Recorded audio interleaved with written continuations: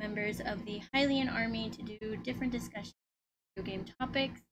Today we are going to discuss our hopes for the next Zelda game and what we think could have been improved on Breath of the Wild. Some of these guests may have already done it on their own channels, but I personally haven't done it on mine yet, so here we go. You guys can go ahead and introduce. How's it going, everybody? My name is Hylian Luke. Where can people find you? Your socials? Oh, my socials? Oh, Yeah. I thought we were just introducing. Okay. Well, like who you are, what you do. I feel dumb now. Why do you tell me that? Sorry. Okay, well, all right, so my socials, well, my name is Hylian Luke. You can find my Twitter at Hyrulean Luke, or you can find my channel, youtube.com/Hylian Luke. Okay. Midna? Hi. Hello, my name is SecretlyMidna. You can find me on Twitch, basically, because I don't post anything on YouTube yet. But, yeah. Hi. Nice to see you guys.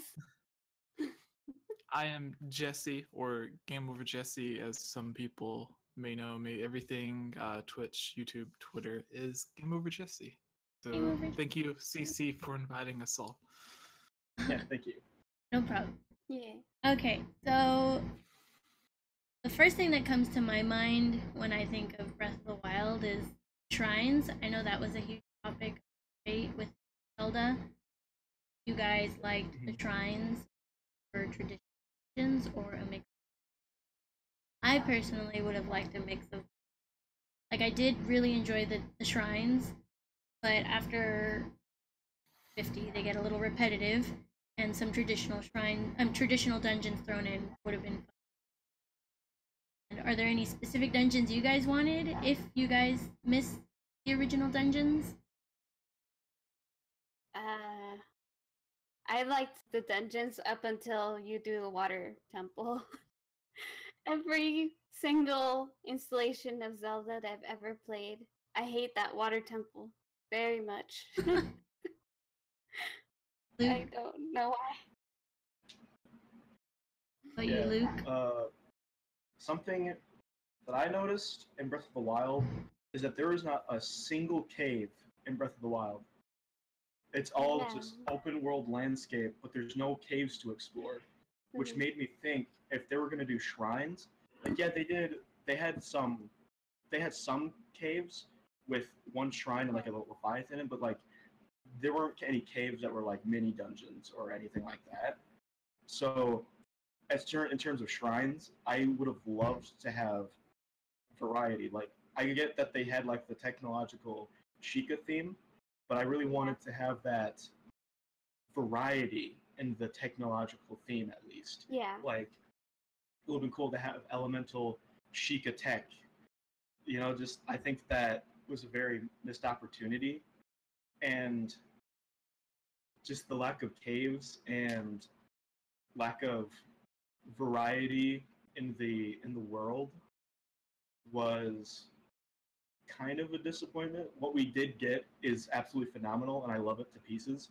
Like, Lord knows I have like over 500 hours, so I absolutely love Breath of the Wild. but that's just something I feel like would have made it much better. For me, I liked the shrines. I think they were a good idea. There was an interview where Aonuma, or the director of the game, said something along the lines of the ideas or concepts that they would have used for dungeons, instead of putting like 10 or 12 shrines together, or at least the puzzles and concepts you would find within those shrines, and making it out to be one big dungeon. They just separated, like, one shrine would be what you'd expect from one or two standalone rooms from inside a dungeon, and so they're just spread out to make the world feel so alive, instead of having, like, you go to one area and instead of finding 20 shrines spread out across of it, there's just one single dungeon, which would make the area where the dungeon is feel really important. But then there would be almost emptiness across the entire other part of that area, Mhm. which is also how they came up with the idea of the moving dungeons or the divine beasts. That Mm. way, the main dungeon isn't just in one isolated area, so that makes it feel more important. Like Valruta.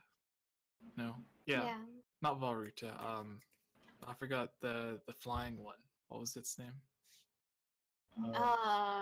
Jeez. Yeah. Oh, Well, wait, anyways, there's the never mind, go on. the flying dungeon, instead of being located at like one specific spot in the desert, it's flying around, which means you can theoretically like find it anywhere in the general area that it's flying in, as opposed to just staying in one spot, which makes the whole desert feel more alive than just the dungeon being in one spot, which I understood. But then, as Hylian was saying, it's like when you do that and you make all of the shrines feel the exact same, it does make every area feel just as important as another area. But with the lack of variety, it doesn't make it like, yeah, there's a shrine here, but it's not interesting at all. It's exactly like the other 119 shrines that you can find, which is even more now that they added the DLC to the game. So it it's just weird how they did it, and honestly, I think one of the things they did is they thought if they would have added absolutely everything to Breath of the Wild, to where you had your shrines, you had your actual dungeons, and like some of the items that they could have included, like the hook shot, which they said was in like earlier versions of the game, and then like swimming underwater to have underwater exploration, which is another thing a lot of people said they wished the game had, because the game's kind of like Wind Waker in the sense that you can swim on top of the water, but everything underneath you really can't Mhm. interact with unless you use like magnesis to pull something out. But if they would have added absolutely everything to Breath of the Wild, there would have been nowhere for them to go in the next game. Like there wouldn't have been anything to add or new ideas to add to the next game because they were all used in this game. So I think it was just an easy way for them to make a great game while still having an easy idea of what to do in the next game. Room for growth, So, yeah. yeah. Makes sense. I never thought of it like that. Yeah. That's actually very wise. I know, yes, because as soon as you mentioned like underwater, I was like, oh, me, I wanted that, but like that makes sense, like, you know, leaving it as an option for the next one. Yeah, so that was, and there's like a lot of concept art that you can go to and look at where it looks like Link's wearing like a submarine suit with like the big round space helmet or whatever it's called to like go underwater, but then there's absolutely no underwater exploration. So I kind of feel like they were cramming absolutely everything into this game, and then they're like, wait, what are we going to do for the next game? So then they started pulling stuff out to put to the side. Even if they had the little thing that they did in Ocarina of Time, you know how he had an earring? So you can go underwater for a little bit? Oh, that was Skyward Sword. Well, they had an Ocarina too, I thought. Yeah, Ocarina of Time had them, right? iron boots that you could use to sink down, and then you had the Zora tunic. Zora tunic let you breathe underwater, and then the Maybe different scales. No, there are different scales that let you dive to different lengths. Oh, okay. Yeah, like but in Skyward Sword. On the Skyward Sword, he has the thingy. He has the water dragon scale in Skyward Sword, and the earrings. He gets the fireproof earrings, I think they're called. But, he gets the earrings from Skyward Sword. That's right. Over in chat, C. Perry also mentions that, like, I guess this is a good point also because, like, it would create such a high expectation game. But I mean, I don't think it's a bad thing to have such high expectations because it pushes for better gameplay. Like, what am I gonna say? Like, there's so many really good games out there that do create such high expectations, and a lot of companies can provide for those expectations. I mean, no matter how great a game is, there's always going to be disappointment. There's always, oh well, I wish this, I wish that. You can't please everyone. But on the note of high expectations, Jesse actually also mentioned DLC.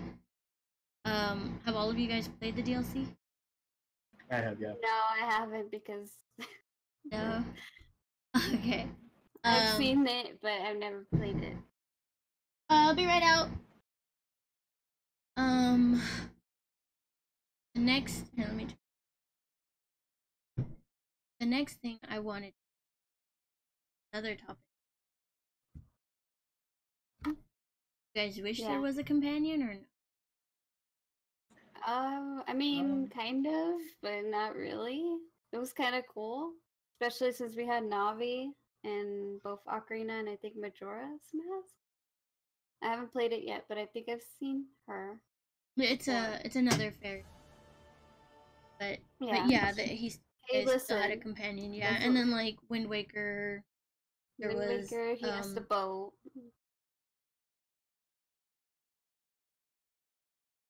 Twilight Princess, Midna, and then Skyward Sword was Fi. Mm-hmm. So. Yeah, I think they said something about they wanted you to actually feel more alone in this game. Mm-hmm. More in the wild? Yeah, Breath of the Wild. So like they wanted you to feel like it's truly like the end of times or whatever, where like everything's already destroyed. So you're basically on your own to feel like to give the focus more on Link, whereas before it was like Link and Midna are helping each other to save the world. Like there are areas where like Midna will help you jump to reach a higher platform, or when you're Wolf Link, she has the attack assist. where and then she's the one that breaks the barrier down to get into Ganon's castle.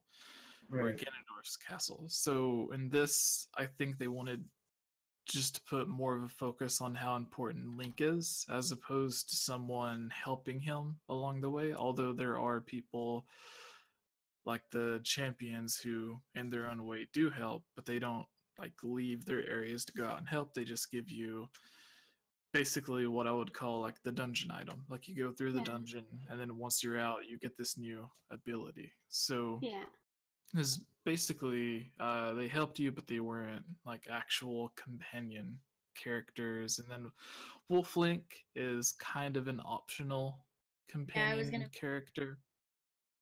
Yeah, and something else that I thought was kind of odd about Breath of the Wild when they first showed it off is, if any of you remember, whenever they had the Nintendo Direct for when they first announced Wind Waker HD, they also announced the first details for what they were calling Zelda Wii U at the time, before they gave it an official name. And I do remember that. Yeah, and one of the few details that they gave about it was that they didn't want it to be like a single player experience, or they didn't want you to think of it as a single player experience. And then we get the game, and of course, it is very much a single player game. Yeah, the only thing that I could think of was maybe at one point, like after you completed a champion's, or after you help save a champion from completing that divine beast, maybe a second player could have had the option to play as that champion alongside you, or even now there's Wolf Link that plays alongside you. So instead of the computer playing as Wolf Link, perhaps at one point, if you tap the amiibo and someone else picked up a second controller, then they could play as Wolf Link or control Wolf Link, as opposed to just a computer controlling him. Yeah, that would be cool. Yeah, so I'm not exactly sure why they didn't end up doing that, because a lot of people like Zelda being a single player game and that's it. Yeah. They don't really like multiplayer, but then like the game gives you the option to play with Wolf Link, which would, like, to me, I see that like whether the computer's controlling Wolf Link or a second player is controlling Wolf Link, I don't see a difference at all, because in the end it's still your option to click the amiibo or tap the amiibo. Yeah. And I think there was an interview where Al Numa said that Wolf Link, to the canon story of Breath of the Wild, like Mhm. to if like someone wrote a book about Breath of the Wild or whatever, like the story would have no mention of Wolf Link joining. It's completely a bonus thing that people can do outside of the main story. It's not like actual canon that Wolf Link shows up to Yeah. help you. So Yes. yeah, so Yeah. it's just kind of odd in a way, that Yeah. the closest thing to a companion that they do give you to the story is just something that's completely optional, because you can play through the whole game without even a reference to Wolf Link. And when you do summon him, sometimes he can like go out and attack enemies on his own and stuff, but he never talks or anything, As a character. which is, it's like the Can't exact even pet him. opposite. Yeah, it's literally the exact opposite of the companion characters we've had in the past, where like Navi or Midna or the King of Red Lions would talk to you, but they really wouldn't interact with other enemies. Like Navi would help you Z target, but that was it.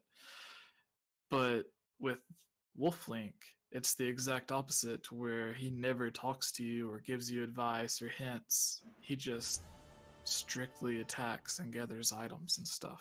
So it's kind of weird. I would like to know what they originally wanted to do, whenever they mentioned that it was going to be like a multiplayer type game. But that's what, in one of the interviews after Breath of the Wild released, Aonuma said that he wanted to take what he learned from Triforce Heroes and apply it with the Breath of the Wild engine. So maybe that was the multiplayer type game that he was talking about. But yeah, like going back to the original question, like I'm always a fan of the characters that kind of tag along, because Link is always the quiet one, and it's good to have someone there to kind of speak for Link, or someone to talk to Link to kind of narrate him through the game. Yeah. And I guess you kind of had like Zelda talking to you through the Sheikah Slate, and then you would have like this game was filled with cutscenes. So like every hour or two of gameplay, you would have someone talking to Link. So if you add all of the people that talk to Link together, like the old man, the different champions, Zelda, all the important people that are talking to Link, in the end, I guess it narrates you through the game just as much as Midna would, but still, like Midna with her clever text that she has whenever, like she first comes across like the sword and the shield, and she puts the shield on as a mask. Mm-hmm. Yeah. She's like looking at the sword and she doesn't quite understand it. It's humor like that that I think Breath of the Wild was kind of missing out on. So, but yeah, I'm done with that. Sorry I took too. No, you're good. On one thing you said, Linkachu in the chat said kind of like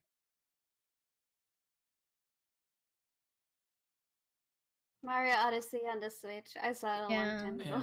Oh, Is this going up on your? You Is said this kinda going like up on your YouTube? yeah, Okay, so it's live on Twitch right now. Your yeah, Twitch. yeah. So if I wanted to find your Twitch, or if someone else who's watching YouTube wanted to find your Twitch to watch future live streams, where could they go? Twitch. Hylian. Hylian. Me. I'm But so yeah, jealous of your shield. I'm sorry. It's so cute. Okay, here I found it. Kind of how two-player in Mario Odyssey. So I personally haven't played Mario Odyssey, but it has to do with what you were saying, Jesse. Well, the multiplayer in Odyssey is one player can play as Mario, and the second player can use a Joy-Con to play as Cappy. That's So like you can move the hat around Mario, but you're limited to like 10 feet away from Mario. You can't really okay. like you're not playing as Luigi or Peach or anyone. Like in Super Mario 3D World on the Wii U, if you played it like it was actual multiplayer to where you could choose like Toad, Luigi, Peach, but in this game it's just you play as Cappy. Mm-hmm. So I think Nintendo said that they came up with the idea to where if you're playing a game with like a little brother, little sister, or someone that's like 2, 3 years old that doesn't necessarily understand how to actually play, they can still help out playing as Cappy. Mm-hmm. So that was their idea for it. But you did bring up a point that I wanted to talk about with like the whole thing. A 4-player Tingle game. No. Oh God. Please no.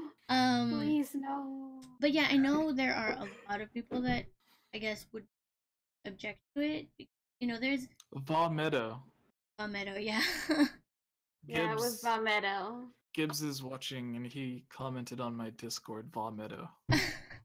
I was looking at it and I was like, it's very random thing to say. That's the flying one, yeah. And then he's probably watching the Discord or the Twitch, so. But what I was gonna say was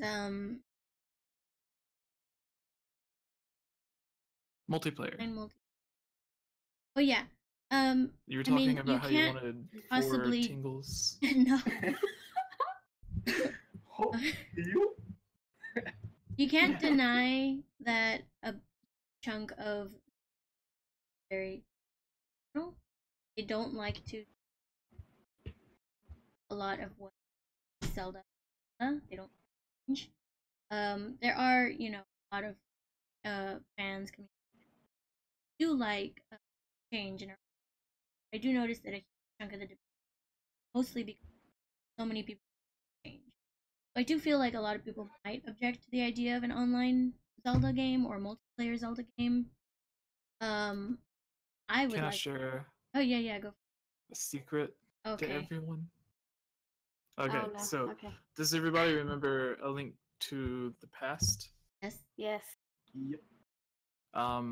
Okay, so I have a video about this that goes into a lot more detail, but to try to make it as simple as possible, there was Zelda 3, which ended up becoming A Link to the Past, that was made originally for the NES, like Zelda 1 and 2, and then there was just going to be Zelda 3, but then development started taking so long that they moved it to the Super Nintendo.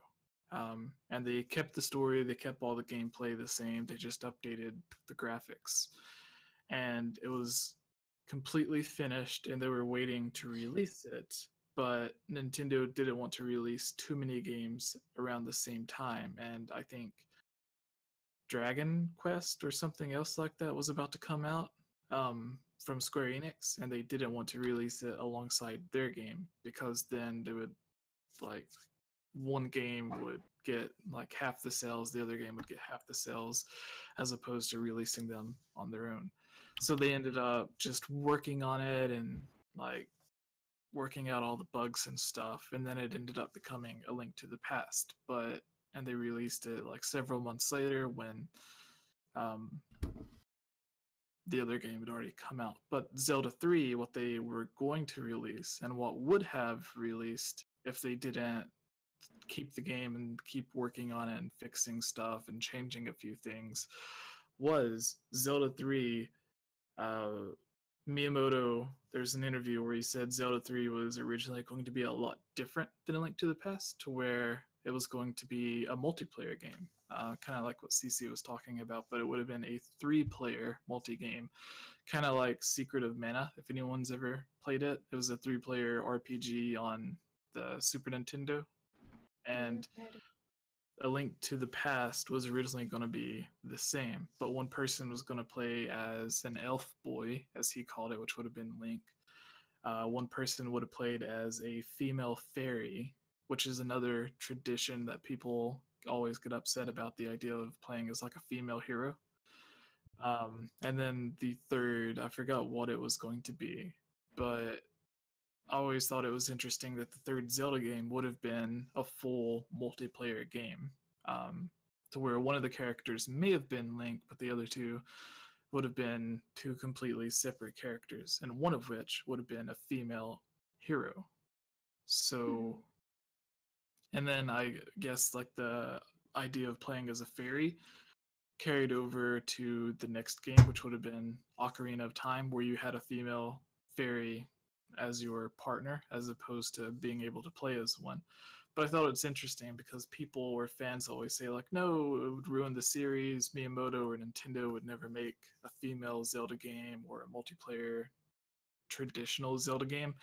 And A Link to the Past, one of the games that a lot of people look at as one of the best Zelda games, or at least one of the best 2D Zelda games, from the very beginning, it was originally supposed to be not just multiplayer, but also have a female hero. And when people say like it would never happen or it would break with tradition, I always think back to that and I'm like, well, Zelda 3 was supposed to be both.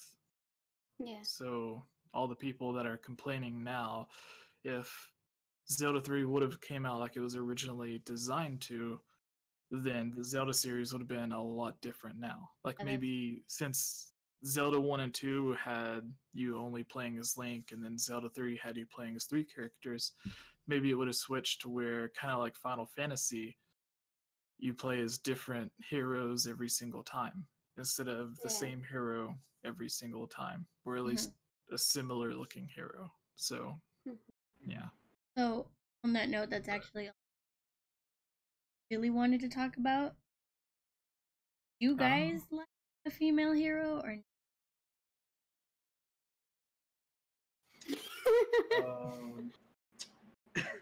I wouldn't really care as long as it's optional. Because, I mean, I don't know, like, the way the game's lore work, like, all the game's lore, like, intertwines with each other, I feel like that wouldn't work. But we have Linkle, so I guess who cares? Yeah. But, I think Linkle is more akin to Tingle than Link, because she's a female who is inspired by Link and she wants to be a hero like Link. yeah, Where and Tingle is a man who likes Link, is inspired by Link, and wants to be like Link. Yeah. So if Linkle, instead of like a pretty young girl, was like a 40 or 50-year-old woman, then people would look at her more like they look at Tingle. And their names are similar as well, like Linkle, Tingle. Yeah. So I feel like she's kind of like a nod, like a hint, saying that that's gonna be the next hero for the next Zelda. Because I don't know why they would put her in Hyrule Warriors other than just, randomness. I thought Tingle didn't want to be like Link. I thought Tingle just thought Link was a fairy. And No, he wanted to be like Link. And I never played that game before. I could have sworn Tingle was like, he thought Link was a fairy. And, oh wait, no. That's right. Okay, yeah, he wants to be like Link because he has a fairy and he's waiting for his fairy, right? He's waiting for his fairy. And that's why he wears all green. And he has like a little compass. Okay. For some reason, okay. I don't know why I got that messed up. I'm sorry. Can I tell you too something scary that I've already, I think I've explained it to Cece before. So every time someone cosplays as Link, they're dressing up in the green tunic because they like Link and the idea of Link and they want to be like Link. We're all Tingle. Yeah, so like when someone cosplays as Link, you're not cosplaying as Link, you're literally becoming Tingle. We're Tingle. No. Yeah. We are So, like, Tingle. all of these people that make fun of Tingle, especially the ones that really, really hate him, but then they still want to dress up like Link. They're literally like doing the Embodying exact him. same that Tingle is doing. I feel Yeah. so called out. No, I'm just kidding. Yeah. Um, I just thought that was kind of funny. That is pretty funny. Yes. And something that I wanted to go back to is when you're talking about the cut multiplayer stuff from Zelda Wii U, like Yeah. Breath of the Wild in general. I feel like that might have been something that cut out along with all the other Wii U functionality stuff. Because at the Game Awards, they were showing off the game, they were showing off all the gamepad features and stuff like that, and they cut all that out so that it could be exactly the same like the Switch. Yeah. So I'm thinking like, Which was stupid to me. yeah, I thought I was kind of indifferent about it. I was like, oh, that's kind of a shame. I would have loved to use it, but oh well. Like, their big thing was, I don't think they wanted the Wii U version to be superior to the Switch version in any way. I think they wanted the Switch version to be the definitive version. And although like the game would have looked better because the graphics are a little bit better, or at least the resolution on the Switch, like it's 900p instead of 720p, it would have been a case like whenever they released Twilight Princess on the GameCube and the Wii, one version wasn't necessarily better than the other because the Wii version was widescreen and had motion control, but some people didn't like motion control. So to them, the GameCube version would have been better. Even though it wasn't widescreen, you could still play with a normal controller, but what made it actually better than the Wii version was you had the right analog stick to freely move the camera around, whereas the Wii version you couldn't do that. So each version had like their pros and cons of why they were better or worse than the other version, and I think they wanted the Switch version to be better in every aspect than the Wii U version. So I think that's why like you can't access your map or your items on the Wii U, because then people would be like, why would I buy the Switch version, or why would I buy a Nintendo Switch and the Switch version if I can play a better version on the Wii U? Because if you don't care about graphics, then the Wii U version would have been like twice as good, because you would have like easy inventory management where you could just click on stuff like in Wind Waker HD or whatever, and then instead of pausing the game to look at the map, you could have the full map in the bottom of your screen like they did show off. But we're getting off topic. Cece was talking about female Link. So I'm sorry, Cece. No, you're good. You always have good points, regardless Yeah, of you where do. it goes. Yeah. It's going everywhere, but it's okay. This is why on my podcast we try to keep it to like an hour and a half, but it usually goes to like 3 hours. Ours was Oh, like no. 4 hours last time. Yeah. But Midna, how yeah. about you? Do you want Yeah. a female Link? I saw you kind of. Yeah, I kind of do. I know people are gonna be mad at me over there in the chat or whatever they're gonna be watching this on, but I've actually wanted a female Link for quite some time, since like I don't know, since before Twilight Princess, I would guess. And then we got Hyrule Warriors, and Linkle came out. And I know she's kind of weird, and she goes the wrong way in that one scene. But I feel like we got what we wanted a little bit. But I would like to see it like more of that in another game. You know, I think it would be cool. Personally, And then Zelda could be the guy, I guess. I don't know. Personally, correct me if I'm wrong. Go on, sorry. no, go for it. Okay, but correct me if I'm wrong, but I think the way within like the Zelda timeline and like the way the lore works, the soul or like the soul of the hero Link isn't necessarily attached to a specific gender. So I think it could work through the lore. So if Nintendo somehow like put it together, they could totally Yeah. make it work. I'd And be that's totally okay with it. when As long people, as it doesn't mess up story elements. And yeah. stuff. Yeah, I mean, that's what I'm the lore looking for. itself is already a little kind of wonky. To be honest, I mean, there's so many gaps, and like I've said before, leaves us opportunity to rise and all of that. Because I feel like the whole timeline wasn't even initially in with. But in terms of like lore and nation, and like you said, it's not necessarily a specific gender, except maybe Hylia. Because no, I mean I don't know. I feel like if you're being reincarnated, why does it have to be subject to one? Well, the reincarnation came from or Skyward Sword tells us it comes from the curse of Demise. Mm-hmm. And Demise has come back as a female because it gives you the idea that anyone who is evil throughout the Zelda series is in some way possessing some of the evil from Demise. And usually Demise is reincarnated as Ganondorf, but then there's like Bellum from Phantom Hourglass, I believe. There's debatably Majora from Majora's Mask. There's Vaati from Minish Cap, who existed, if you go by the timeline, before Ganondorf did. So from what we know, Vaati was the first reincarnation of Demise. And there are female evil people in the Zelda series. So and if he can come back, or if Demise can come back as a female, then perhaps some of the other people can genders as well. And having necessarily like a hero doesn't mean that you have to bend. Doesn't mean it has to be male all of it. It can still be a female Princess Zelda and a female hero saving the princess.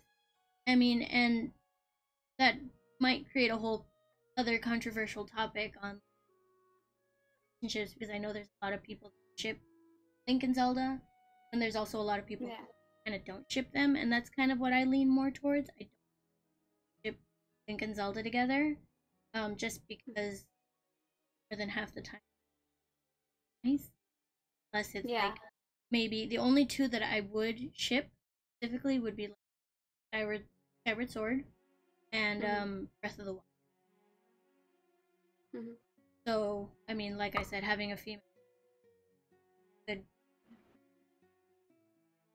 Like I said, I don't particularly ship them, and it could be a female hero who only Zelda like once. Need to ship them, doing what her reincarnated self is. Yeah. Hyrule, and I don't see how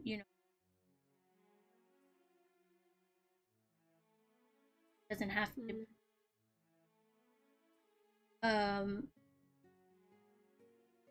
I know Link is like a stable character mindset because I'm used to, that's grown up with, that's seen all the time, and like you said, like Linkle was cool, but personally, I don't wants to be.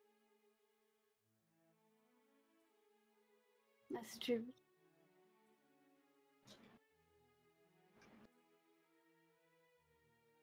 Another topic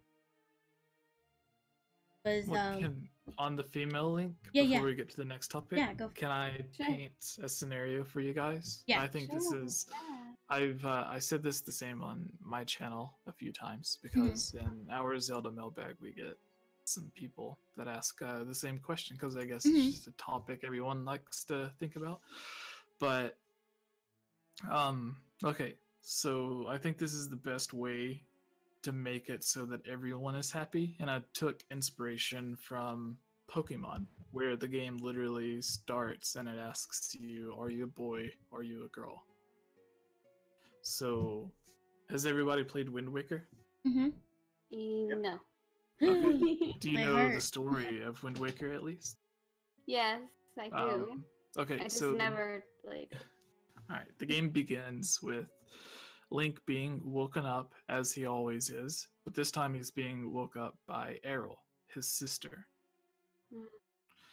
because it's his birthday. So I started thinking if we kind of rewrite the beginning of Wind Waker a bit for a new game. So Link's grandmother is the one, like the game starts, it asks you, it doesn't ask you your name yet, but the game starts, and then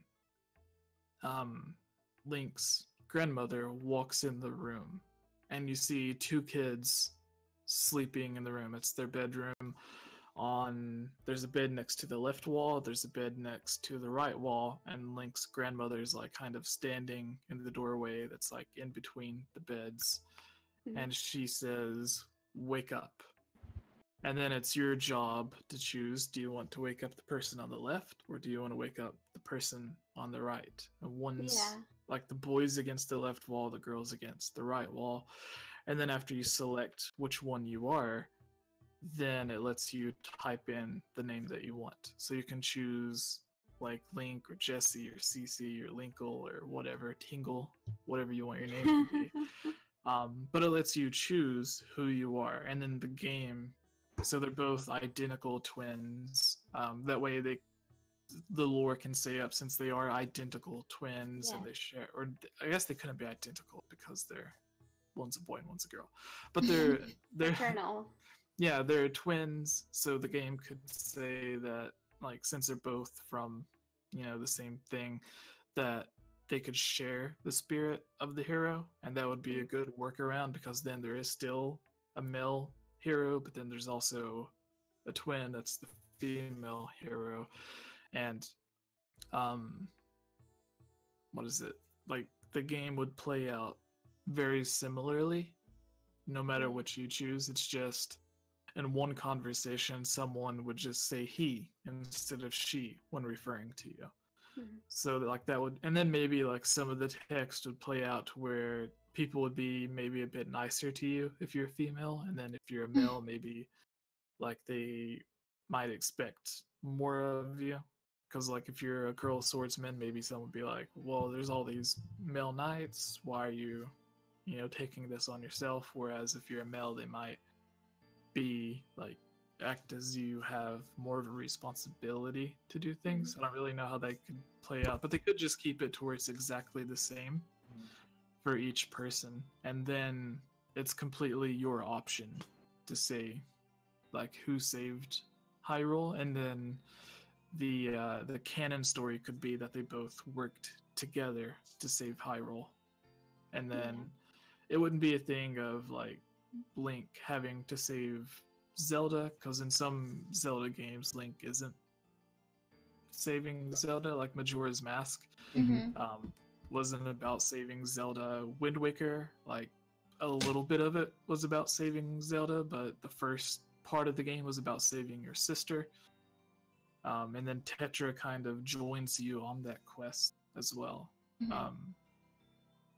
So yeah, like they could just make it to where they give you an option to choose a male or female. It doesn't matter which one you pick, because either way the story plays out the same. And then they could do some cool stuff with dungeons to where one joins you in the dungeon to help out, kind of like in Wind Waker. I forgot their names. Medley and Makar join you to where you have to like control them or carry them around, and then Ocarina of Time has you have to carry Princess Ruto around in that dungeon, which was really dumb. I don't know why she couldn't just walk behind you. Because she was a spoiled brat. Oh yeah. She's like, I don't want to walk. Left her alone to do something, she'd be like, "Oh, you left me alone." Yeah. So I think it would just be cool if they did something like that, and then maybe have the option to switch between them as well. So like maybe Link would be stronger at sword combat, but then the sister would be stronger with like archery or something. Yeah. So in terms of how the story would play out, instead of a hero, what if you play? I'm not sure how the story, but hypothetically, there was a game that It would be Zelda's Adventure from the CDI games. From the CDI. No. I feel like it would be a story about her like saving herself instead of depending on Link. Mm-hmm. And like as much as I love Link, I know a lot of people are like, why doesn't she just save herself? Especially since she has all the magic, she has everything basically that Link doesn't have. He has to do all this stuff just to earn it to save her. Yeah. Whereas Zelda, she already has that stuff. So I think it would be interesting to see a game where you could play as Zelda and you already have these things, but like the way you use them, it might have a consequence maybe because you have magic. So like maybe if you like put magic on this random guy that you don't really know, but he's nice, But he's you might nice. like He's courageous. Kind of like Fable a little bit, like you use magic, but it has like a consequence for your actions. Because she already has everything, so yeah. It'd just be like a story about her saving herself and then getting to Ganondorf. Maybe she gets like a bonus weapon or something. Saving her. Yeah. Mm-hmm. It would also be cool if I don't mean to interrupt you, CC. No, I was really just quick, gonna say, like, what if, about you guys? Okay, so Ocarina of Time gives you like Din's Fire, Ferora's Wind, and some magic abilities. A Link to the Past has the medallions like Earthquake and some of the others. I think it's Earthquake.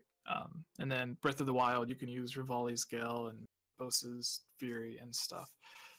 So Link, in a way, has had a limited set of magical abilities. Mm-hmm. But if it's Zelda, where her power comes from actual powers, not sword combat skills, I think that would be really interesting, to where she could still have like a sword and shield, like in Twilight Princess she has the sword, but if she was more of a mage-like character, to where her stronger attacks were from magic, I think it could be like have the dungeon design similar to Zelda games, but your main or primary attack would be these magical abilities. Like instead of, maybe you could still shoot ice and fire arrows, but then you could also use ice and fire magic on its own to destroy enemies. So I think that would be really cool to see. And then even if the dungeons and the overworld is very similar to a traditional Zelda game, just the style of combat alone would make it feel completely different. So that's just what I was gonna say. Like it would be cool to see more of the magic user, like Cece was saying. Yeah, I think the magic would be cool, but I also think of badass. I don't know if all of you guys are familiar with like Game of Thrones, but yes. There's a little girl named Arya at the very beginning. She always wanted to learn fighting, that, and through the entire series, life dedicated person, and with that, and and she's like honestly, I think strongest characters in the show. She developed on sword, and I think that'd be really so in a video game. But I mean, the magic would, instead of a shield, have magic with the other hand. Yeah. Vulnerable in the sense without the shield, but I'm using a shield. I mean, she could probably make a shield out of magic if she could probably learn it. Doesn't she have Nehru's love? That's a shield, right? So. Yeah, Nehru's love is a shield. It keeps you from being damaged for like 30 or 45 seconds. Oh, are you talking about that one move? It's the blue yeah, you learn in that one move that you do in Super Smash Brothers. That's all I remember anymore. Yeah, see, and she has so many like, not Zelda games, but games that include Zelda, like Hyrule Warriors, Super Smash, where they could, take attacks from those and implement it in an. Like, I really like her attacks with the harp as Sheik in Hyrule Warriors. It'd be cool. I mean, not that Zelda itself is a hack and slash game, Hyrule Warriors, but some attacks. If you're gonna play as Zelda, That is. Yeah. like, there's so much And I they can agree draw with- off of. Yeah. I agree with Jesse. That'd be cool that if she was like a mage, Mm-hmm. because Link is a swordsman, so we've already seen like what it's like as a swordsman. Mm-hmm. But what would it be like if you were playing a mage? Mm-hmm. So But you lose.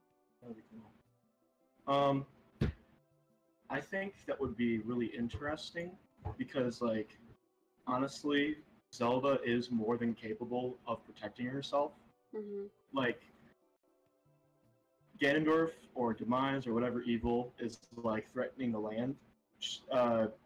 She's a sage. Like, she has the blood of Hylia in her body. Like, she has incredible power, more power than Link could probably ever wield, and I think there's a lot of potential in her and Hylia / Zelda's lore, and I think that would be really interesting because in Zelda 1, 2, and a couple others, those are like the only ones where you literally have to save Zelda. And like Ocarina of Time, you don't ever really save her. Like, you only have to save her at the very end of the game. Like, she doesn't get kidnapped until the very end of the game. The entire, like, pretty much the whole game, she's in Hyrule Castle. She gets taken away with Impa, and then she becomes Sheik for like for 7 years, and she helps Link in his adventure, and she doesn't get kidnapped until she reveals her true identity as Zelda. And then in Wind Waker, Zelda doesn't even know she's Zelda. She's Tetra, like, her entire life, until the very end of the game when she becomes Zelda and then gets captured, and then that's the very last thing you do. So, and just as the series went on, Zelda slowly developed like her own personality. She developed her own strength, and she developed a lot of core things that Link has also had, plus more. Yep. So I think the next Zelda game, especially after Breath of the Wild, she could definitely fill the role of at least being Link's companion, like they did in Spirit Tracks. Because in Spirit Tracks, Zelda was literally needing to be saved because her body was taken from her, and she helped you through the entire adventure with her powers to get her body back. Yeah. So that's actually like a big point. Like, I wanted to talk about. I don't know if you guys are on. Oh, Jesse was active on. I'm not even on Amino anymore. I'm still occasionally active on Zelda. I mean, I like to see fan art. I know one thing that and also in like random channels, I've noticed like the Breath of the Wild, they were like, she was up, she was mean, she basically. But personally, I absolutely adore Zelda in Breath of the Wild. And my reasons are, yes, some ways she was harsh, but I feel that made her a lot more relatable. She had an immense amount of pressure on her shoulders, a lot of weight on her chest, had her, her dad basically breathing down her neck, reveal her power basically, and constantly felt like a failure, which I think a lot of us experience. No matter what we do, we're never gonna live up to family, friends, whatever. That's a very human thing, and I feel like having that as such a trait to her also from an outside view, it's like, oh, what a rude person. Like, she didn't have to yell. Yeah. But from an empathetic, you put yourself in her shoes. Imagine the walls that you would build had that amount.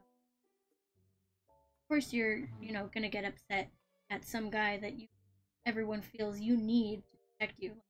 Wait a minute, you guys are all depending on me, yet you're giving me a babysitter. That would create walls, distance. She didn't want to get close. Didn't want him. And and so many previous games of Zelda, I feel like we look precious, angelic person, and Skyward Sword is sweet and innocent and perfect or just an elegant little princess, and that's everyone's princess ways. Whereas this one, she snapped back, had a character, relatable character in mind. So you guys, what do you guys think of the character in Breath? Would you like anything different about her character in the future game, where Luke already mentioned being a little stronger in the sense of companion, personality wise? I kind of like her. I know she's kind of mean in Breath of the Wild, but I think it's only because her dad. Like her dad, he expects her to be the goddess Hylia, which she is the goddess Hylia, but like she doesn't know that. She thinks that, it was her mom, and like before everything happened, she was just a normal princess and all this other stuff. And after her mother died, I'm pretty sure she became a bitter person, like all of us do when somebody really close to us passes away. And I feel like, like a lot of people don't remember or realize that Zelda's only like, she's kind of like hiding inside of this mean personality towards Link, because he feels like he's watching, like he's just doing it because her dad asked her to, not just because he wants to. So like that's why I feel like, that's why I like her. Like I feel like I understand the character, but yeah. And on that note, I'll be right back because I hate my life. Okay. And to further her points, Zelda in Breath of the Wild had a ton of pressure on her because she's the princess of an entire kingdom and everybody's depending on her. Of course she's going to be stressed, or she's going to be very intimidated by how much weight she has on her shoulders. And the reason she didn't like Link so much is because you find this out in like one of the first memories in like the memory order. She looks at Link and she sees a reflection of herself as a failure because she felt like Link had it so easy. Like, oh, he's just a knight. He went over, grabbed the Master Sword, and everyone loves him now because he's already fulfilled his purpose, and I can't fulfill my purpose.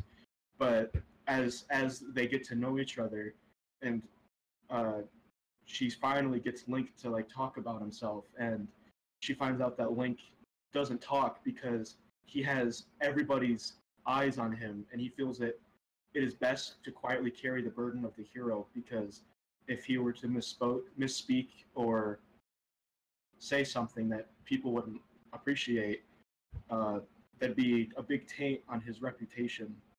And then Zelda's like, oh, I had it all wrong. I feel so bad. So like she goes through like this emotional roller coaster of how she feels about him. Because at first she absolutely hates him. She just sees Link and she's reminded of how much she's terrible at fulfilling her purpose. And then she starts to connect with Link, and then she starts to become slightly happier being around Link until she reaches that point of she's in love with Link and she wants to put a stop to anything that would hurt him, which is how she finally got the power to come out when she stopped the Guardian in the last memory, in the second or third to last memory. And that's also partly why I, not to get off topic, but that's also partly why I love Rivali so much. He's my favorite champion because I feel like everybody hates him because he's got like that ego type thing. But Mm-hmm. but like ever since I found out like the reason why he acts like that, I think he's just highly misunderstood because because he is also in love with Zelda. So he does his best to be like a show off and to show Zelda how cool he is, how great he is with the bow, how he can fly through the skies, and how he's just a really cool dude. And then Link comes along and he's just doing his job, and Zelda has to be with Link all the time, and he gets jealous from that. So whenever he sees Link, he gets super jealous and he acts all snappy and egotistic about it. But then after you defeat Windblight Ganon, he gives you Rivali's Gale, and then as he's talking to his Divine Beast, he mentions how he admits to himself that Link is truly the one to save Hyrule, and that he's going to be very lucky to be with Zelda. So that's all I have to say about that. But you just I like Zelda. I kind of feel bad for saying this because we had the voice actress for Zelda on the YouTube channel a couple of days ago, and I like Zelda in the game. I think the character model and some of the stuff that she does is one of the best, but the way that her personality is, I like the Skyward Sword personality a lot more. To where in Skyward Sword she's a lot nicer and stuff, and then in Breath of the Wild she seems, which she has a reason to be, but she just seems more ill-tempered and mad and everything, and she just like kind of seems rude. To where I feel like if this Zelda was placed with her personality in Skyward Sword, instead of Link and Zelda being best friends in that game, it would have been like Zelda would have just been another bully with Groose. So Yeah. I mean, when I talk about, I don't think she was mean. I don't think her. It was more her. She didn't want to allow herself to be close to him. And, as Midna mentioned, died 5 years. But immediately after that, when harder figure out her powers and everything. I mean, just imagine losing a parent like the rest of your life up until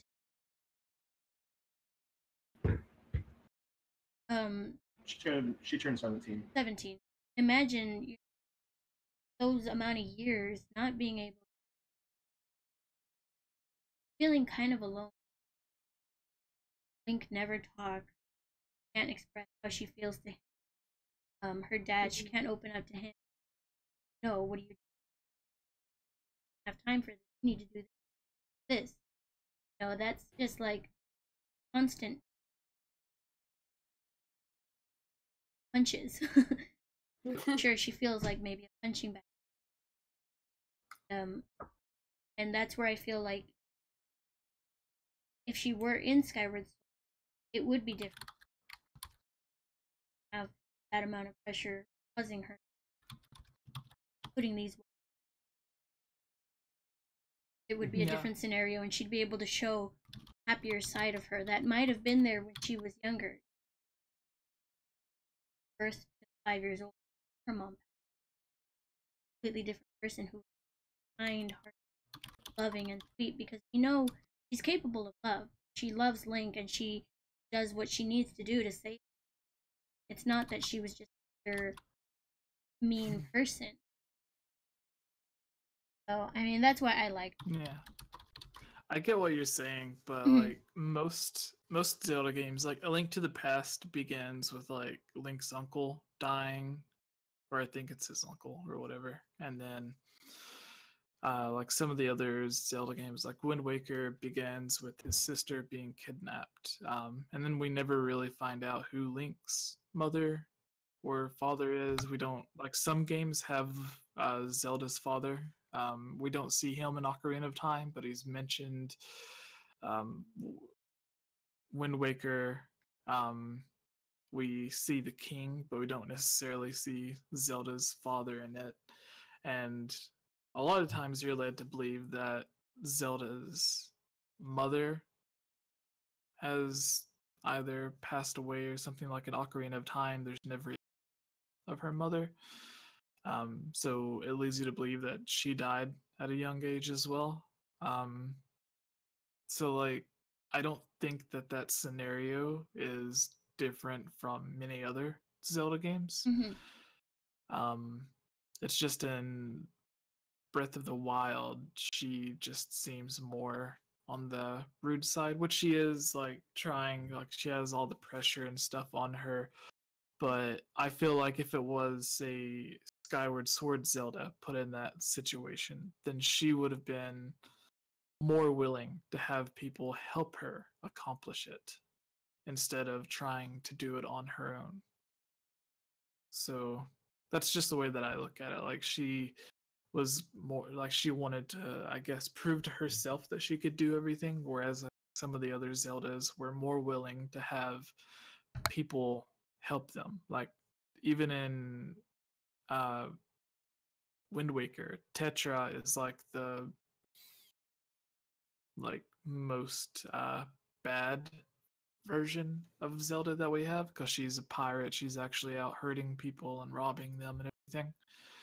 So I would say like she's the one with the worst personality when it comes to how nice or mean someone is. Mm-hmm. But even she worked with people. She didn't work with people to accomplish good things necessarily, but even she wanted to have like a band of pirates around her to help her out, where Breath of the Wild Zelda just acted as if she could do everything herself and didn't need everybody. And it wasn't until she started working with everyone else that she finally unlocked her power. Mhm. So, but I don't know. That's just the way that I view her, though. Yeah. I guess everyone has their own outlook on it.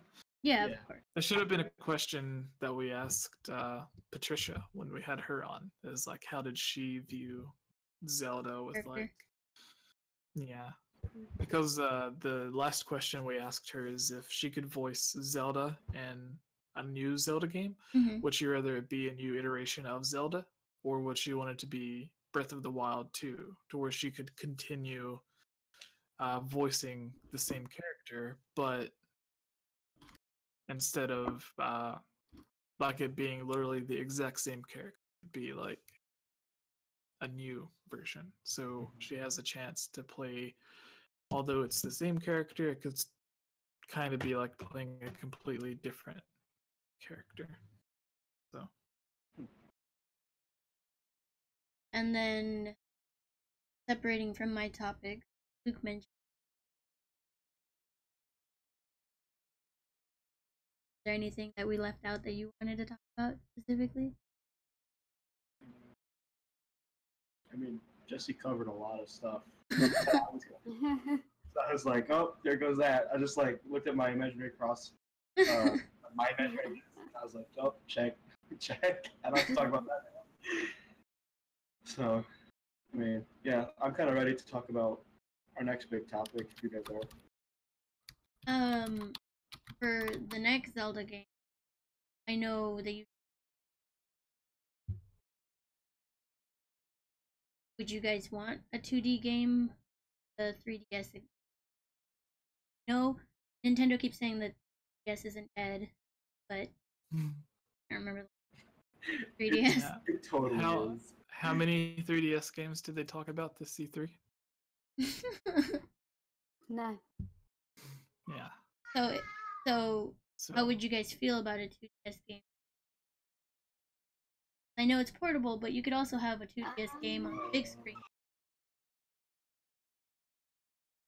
So are we talking like 3DS. I mean, they made ports to the Switch. Pokemon Quest. Isn't that sort of similar? Yeah, I think there's the next new Zelda game will be a 2D game as opposed to a big 3D game. Unless we get a remake before that, but just in terms of new games, I think we'll see a new 2D Zelda game, which Al Numa said that they were already working on in an interview with Game Informer, I believe. So if they're working on it, as he said, they should have been working on it since A Link Between Worlds released, or Triforce Heroes, which 2D games, if you go back to Phantom Hourglass, I think Phantom Hourglass took about, I forgot how long to release, but then Spirit Tracks after Phantom Hourglass only took 2 years to release. And then after Spirit Tracks, A Link Between Worlds took 3 years, and then Triforce Heroes took 2 years. So 2D Zelda games for the past 10 years or longer have taken 2 to 3 years to come out. If it's on a new console, it's taken 3 years, but after that game comes out to release the next Zelda 2D Zelda game on that console took 2 years. So it's been 3 years since the last 2D Zelda game. So we should, honestly, I was expecting an announcement at E3, but maybe since Nintendo said they only wanted to focus on games that were coming out between now and the end of the year, maybe they'll have another direct towards the end of the year to where they announce a 2D Zelda game for like early February or something. But I don't, although it would be a 2D game, I don't expect it to release on the 3DS. They could do a thing to where they release it on the 3DS and the Nintendo Switch, like they did with Fire Emblem Warriors, went on both. Smash Brothers originally went on the Wii or the 3DS and then the Wii U. And a lot of other games that were on the 3DS have been brought to either the Wii U or the Nintendo Switch.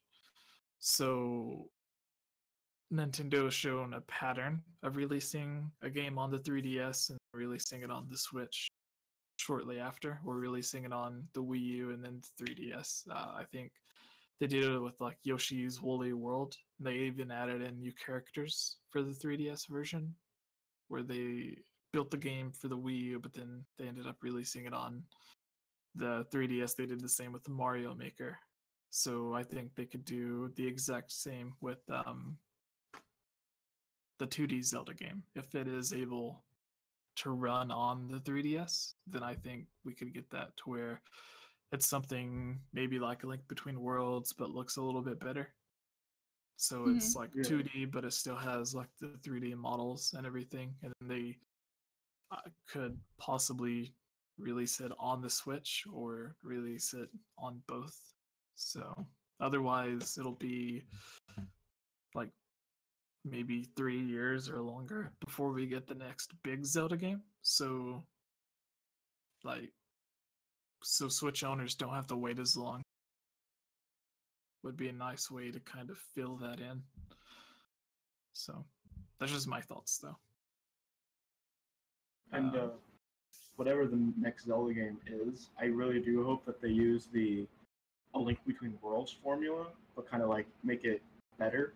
That kind of combine Breath of the Wild with A Link Between Worlds, because I really loved the open atmosphere of Breath of the Wild. But what I didn't like about Breath of the Wild's like formula type thing was that you got all of the important stuff right at the beginning, and then you used it throughout the entire world. What I would have loved is kind of like the Link Between Worlds thing, where you go, not necessarily go into like a shop and you buy whatever item or rent whatever item you need, but I would love to just explore the world, and you find a cave, then you kill some monsters, you open up the chest, oh, here's an item that I needed for a dungeon. I'm going to go into a store, and I'm not going to expect anything cool. Like maybe I'm going to buy some bombs or something. Oh, wow, look, there's an upgrade to one of the items I need for a temple that I can't get into because I need this upgrade.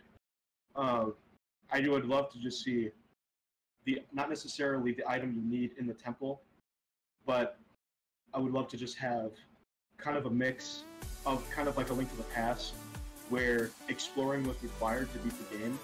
Because I remember there was one, I think it was the ice rod or some rod where you had to go into the dark world and you had to go into a cave and go across these spikes.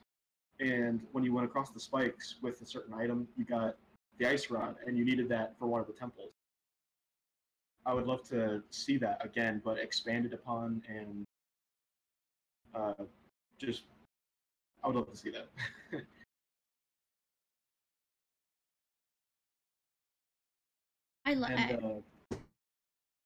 And another thing, this completely slipped my mind, but I'm kind of going back to the Breath of the Wild thing before we move on. Mhm.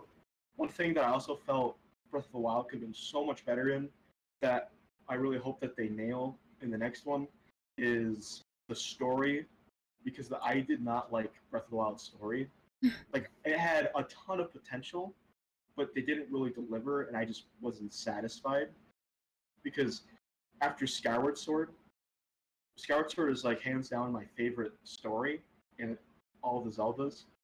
Most nostalgic. I'm probably most nostalgic for Wind Waker or Ocarina of Time, but I honestly love Skyward Sword's story the most, just because it really filled that lore craving that I always have for Zelda games, and when everything just connected, and the ending was so satisfactory to me.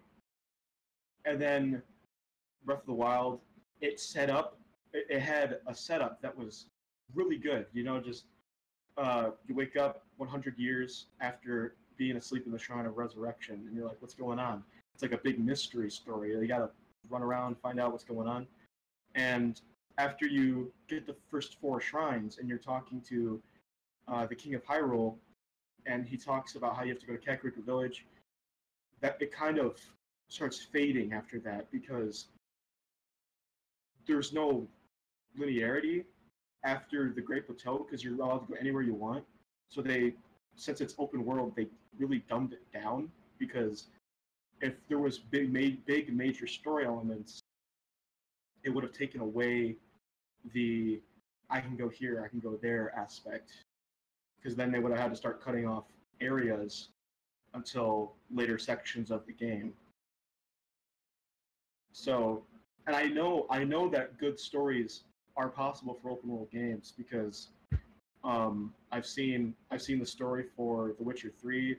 I honestly really like Skyrim's main story. I like Oblivion's. Like, I know it's possible, and I know this is also Nintendo's first time at attempting open world, so it's not that big of a deal. I just really hope that they will improve tremendously in the next one.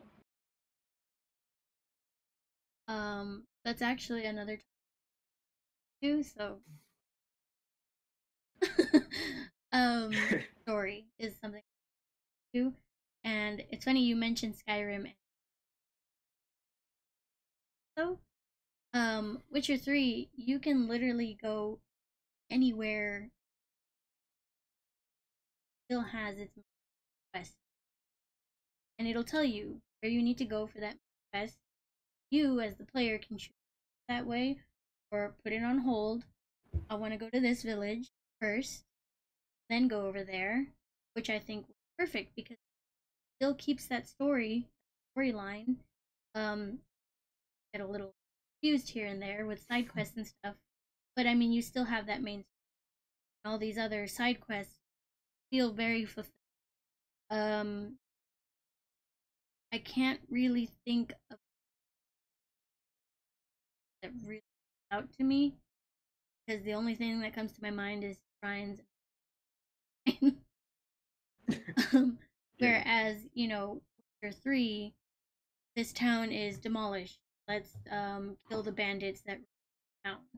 And when you kill the bandits, it feels fulfilling. The people coming out of their build. Another thing, like you said, Skyrim. I'm new to Skyrim. I haven't played it a whole lot. I know my first Skyrim game was Switch. But again, the same thing. Like, have that story. Mhm. Whereas Breath of the Wild, like after you like linearity kind of. I think old. Because I did go back to play Twilight Princess. I was so annoyed with the like you gotta find sense. Um, and then that also brings me to DLC. I think I personally hopes way high for the DLC. Um, more shrines again. Cool to hear, champions, diaries and stuff, and fulfilling. I wanted to see. And I guess when I look at Witcher, whole ass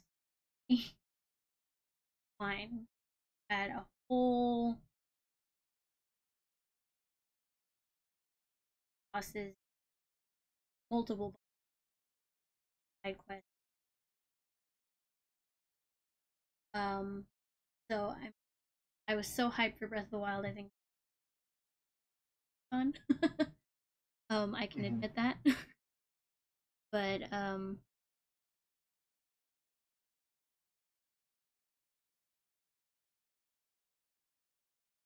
Yeah.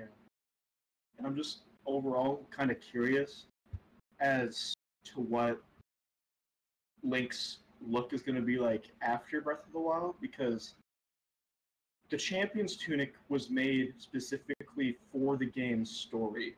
Like that's why Mifa, Daruk, Rivali, and the fourth champion, I don't remember, Urbosa. Barbosa. I said, yeah, and Link, the five of them, they all wear the light blue champion uh, attire because they're champions and they're following their prophecy from the heroes 10,000 years prior.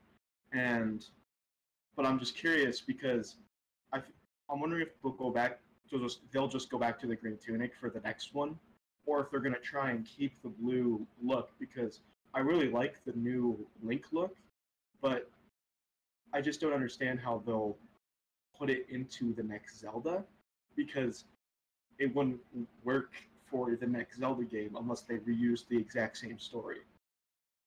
Yeah. Well, And I think with that, sorry, Midna, real quick, no, that's okay. like in Wind Waker, excuse me, when you're given the green tunic, or okay, so story wise, Link has the green tunic in Ocarina of Time because Kakariko had, the tunic.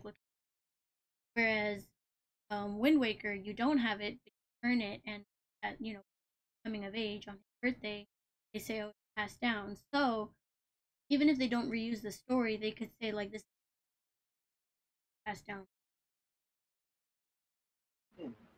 Mm-hmm. That's a good idea. Okay.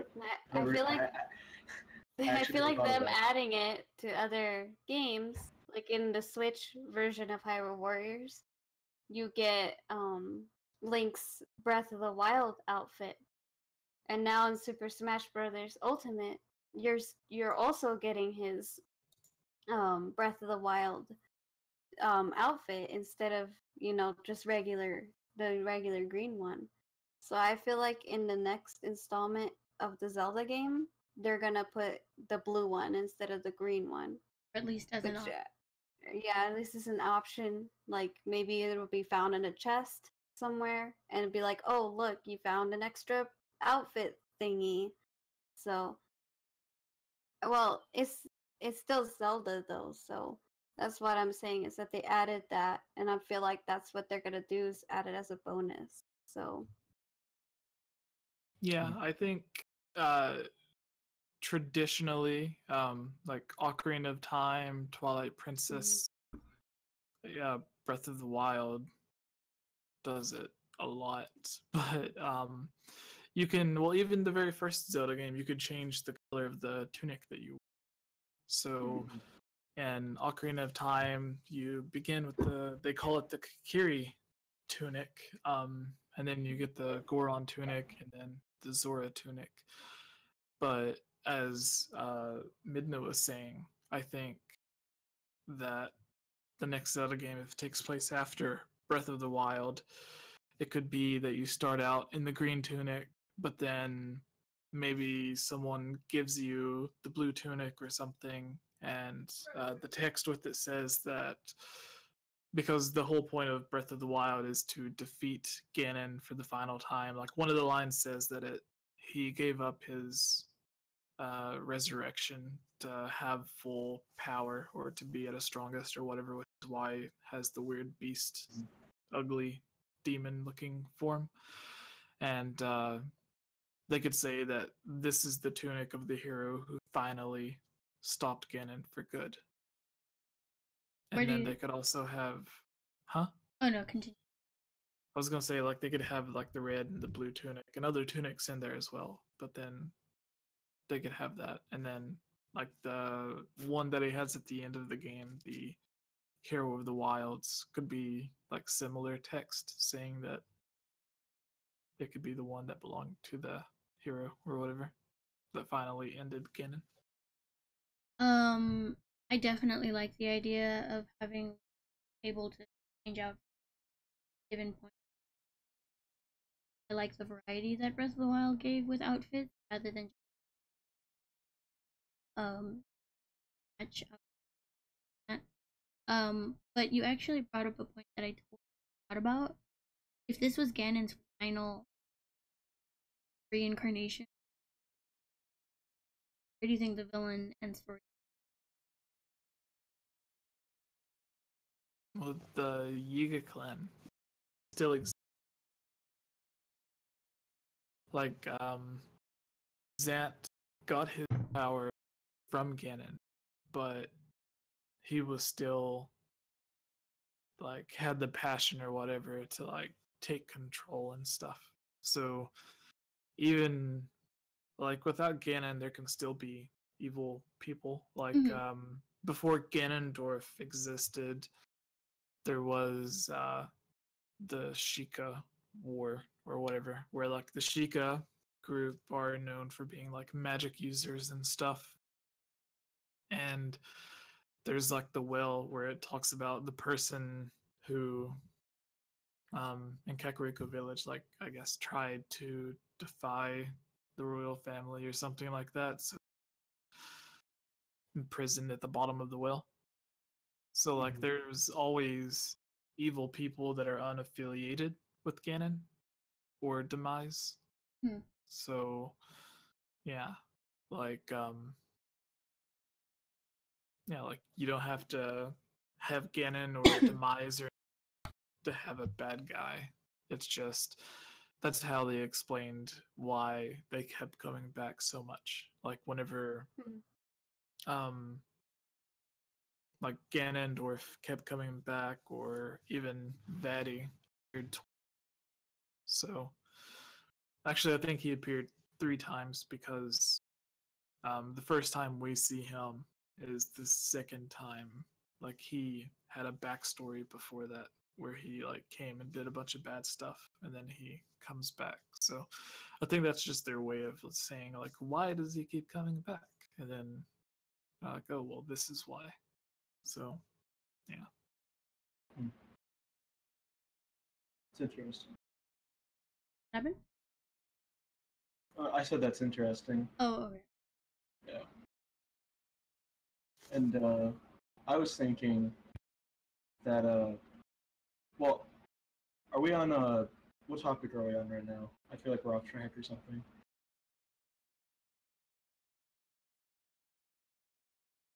Oh no. Last thing I asked, I think, was for the story. Yeah. Oh, okay. Okay. I don't know. Why did I feel like we're off track? Okay. I feel dumb. I think now that like Ganon is gone for good, that there's potential for Nintendo to make a new villain, because now that Ganon's gone for good, they can revive Vaati.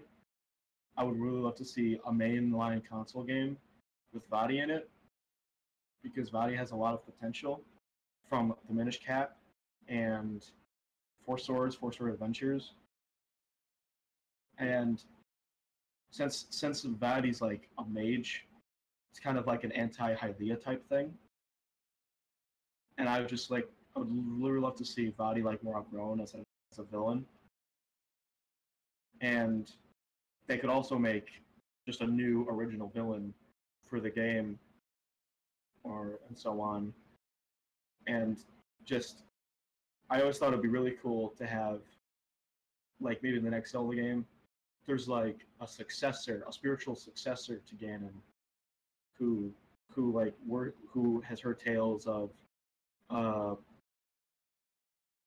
beast Ganon always taking over Hyrule, but then the hero always stops him and ends up worshipping Ganon and learns Ganon's ways of magic and the way he always thought and stuff like that. He becomes, in a way, metaphorically, a successor. I thought that'd be really cool. And then also speaking of the game potentially taking place after Breath of the Wild, do you guys want new reincarnation or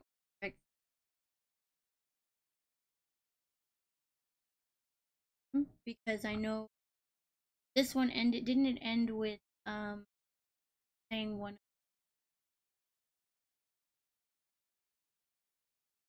on top of that I also want Hyrule Kingdom kind of Back put together.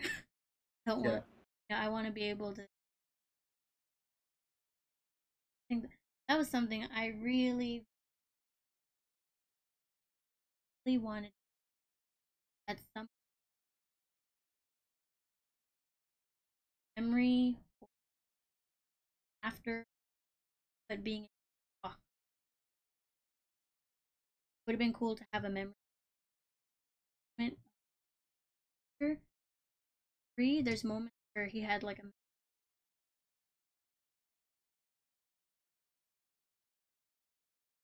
another character, Siri.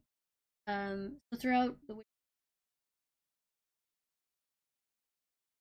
speaking to someone,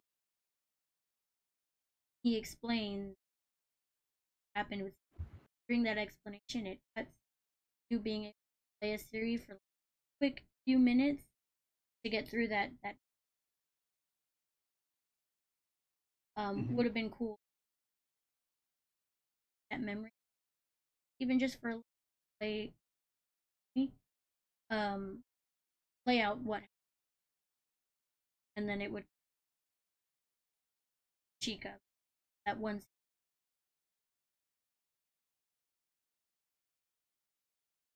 you're looking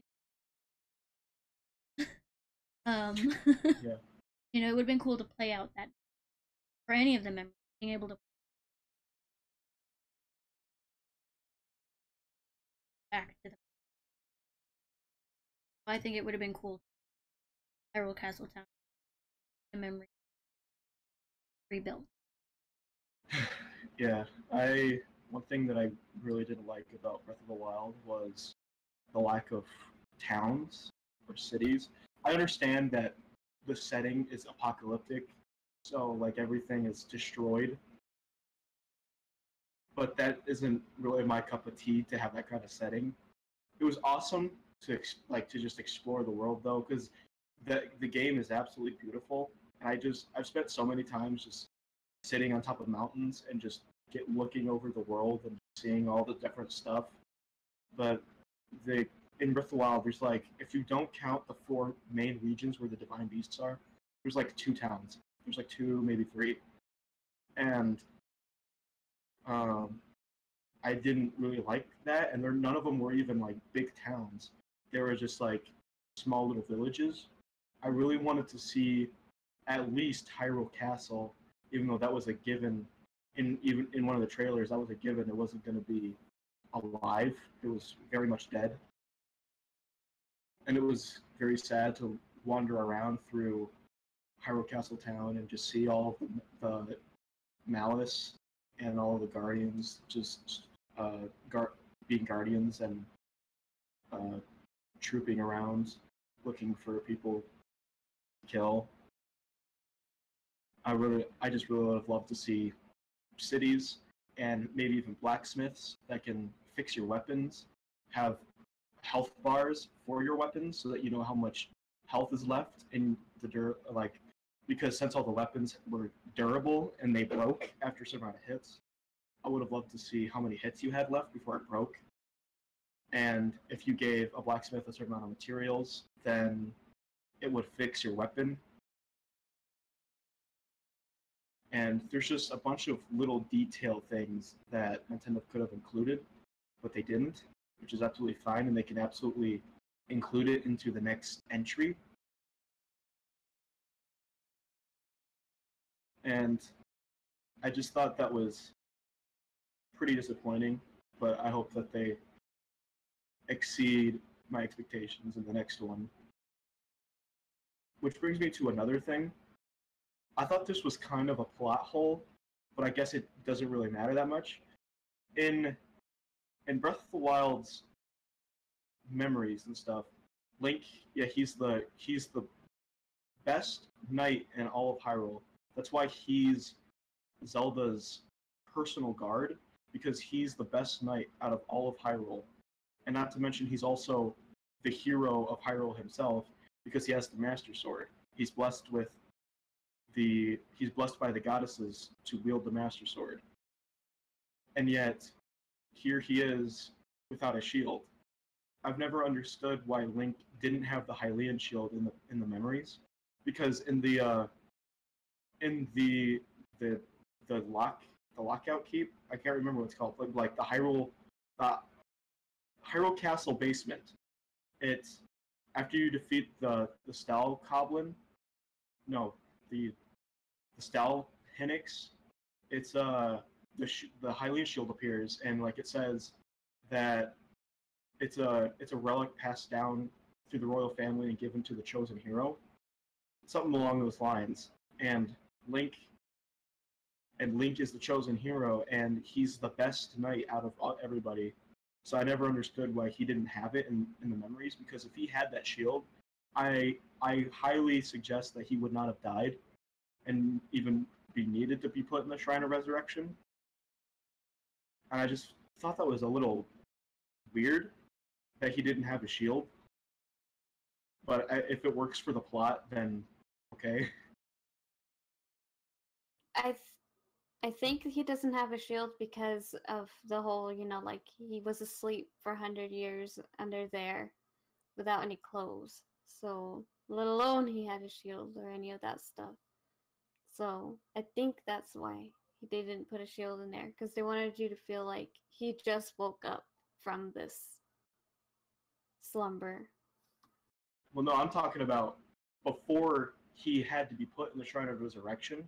Oh. When he's thinking about his memories and how he was protecting Zelda and how he was appointed the Hylian champion of Hyrule, and he had the Master Sword, but he didn't have the Hylian shield with him, and I couldn't quite understand why he didn't have the Hylian shield. I thought it was kind of cool that he had just the Master Sword, because, like, realistically, I can understand why some swordsmen wouldn't want a shield, because shields are heavy, they weigh you down, you can be a lot faster without a shield.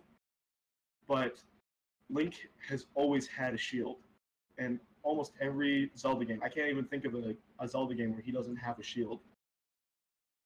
Like, unless you count the DS games, it's never like a requirement to get a shield in the DS games. It was just an optional thing you could buy at one of the stores. But Link has always, in the main console games at least, in Zelda 1, 2, A Link to the Past, Ocarina of Time, Majora's Mask, The Wind Waker, Twilight Princess, Skyward Sword, he's always had a shield. Skyward Sword, the shield was optional, but you get my point. The I never understood why he didn't have a shield. Yeah, I understand. I See, think I agree with Mr. Gibbs here on the chat. He says that maybe he hasn't passed that test to earn it, to earn the shield. Because Yeah, I mean, I think there was one point where he did have to earn the shield. yeah, he was I mean, I guess so. Maybe he just never did the test until you do it 100 years after you wake up, because like the Stalnox is not there from Ganon, from my understanding. I mean, maybe it is, but from my understanding, the stone in that room where you get the Hylian shield, it says to pass the test of knights or something like that, and you'll receive your reward. So then, when you defeat the giant Hinnix skeleton, you get the Hylian shield. So, I mean, maybe he just hadn't passed the test. Then yeah, maybe that's what it is. I can't really think of a reason as to why Link wouldn't have it, because he's the best. He's the best swordsman in all of Hyrule. He's the chosen hero. The description of the Hylian shield clearly states that it was used by heroes of the past, and then it was passed down through the Hyrulean royal family because of how sacred and special it is. So I guess that's really all I can say about that. I'm just repeating myself at this point.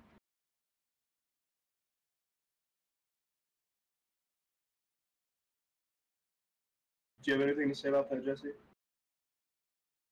I mean, to get the Hylian shield, prove himself in Skyward. But like in Ocarina of Time, you can Breath of the Wild, even if he didn't have the Hylian shield, like if you did have to prove yourself to get the shield, then there were still plenty of other shields. Like they even used potlids as shields in Breath of the Wild. So it doesn't really make sense as to why he didn't have a shield. And they said he was a knight, the best knight. Even when he was a young kid, he was better than the other people who had trained their entire lives.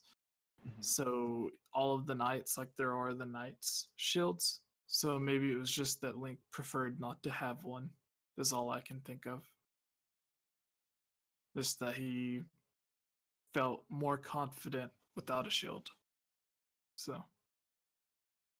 Yeah, I mean, that could definitely be why. Yeah.